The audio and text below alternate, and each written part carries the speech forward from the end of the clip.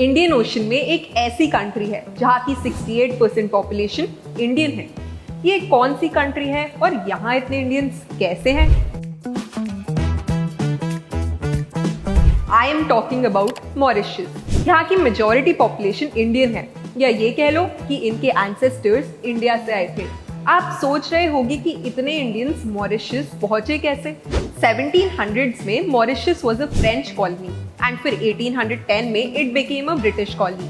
1834 में when slavery was abolished, many Africans refused to work on the British farm क्योंकि they were self-sufficient with their cattle and all. So people from India and China were taken as indentured servants to work on sugarcane fields in Mauritius. And इनको Coolidge बोला जाता था। Mostly ये लोग बिहार, उत्तर प्रदेश, उड़ीसा, बंगाल, मुंबई चलाए गए थे बिकॉज उस टाइम पर इन रीजन्स में बहुत सारे इश्यूज हो रहे थे, जैसे cottage industries decline, land rents rose, lands were cleared for mines and plantations and लोग काफी पुअर हो गए थे and they had no choice but to go work for the British. And तब से these Indians have made Mauritius their home. Colonization की वजह से Mauritius became a melting pot of cultures जहाँ पर इंडियन, चाइनीज, अफ्रीकन और French cultures का काफी इन्फ्लुएंस है।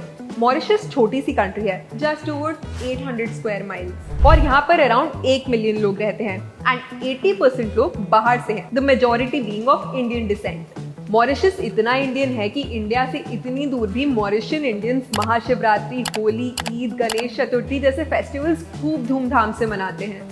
ऑल्सो डिड यू नो, वहाँ पर रेडियो और टीवी पर हिंदी में भी न्यूज ब्रॉडकास्ट होती है। And it does not and here. Mauritian schools में हिंदी, उर्दू, तमिल, तेलुगु, उड़िया जैसी लैंग्वेजेस भी सिखाई जाती हैं। मॉरिशस में एक क्रेटर लेक है जिसको मॉरिशियन इंडियंस गंगा तालाब बोलते हैं, which is a secret place and वहाँ पर लोग पिलग्रिमेज के लिए जाते हैं। मॉरिशस की मेजॉरिटी पॉपुलेशन ही इंडियन है, तो नेचुरली पॉलिटिक्स से लेकर इकोनॉमी में हर जगह इंडियंस का काफी इन्फ्लुएंस है। इनफैक्ट मॉरिशस के current PM Pravind Jugnauth is also Indian origin and his ancestors hailed from you, and that's why Mauritius is basically India away from India.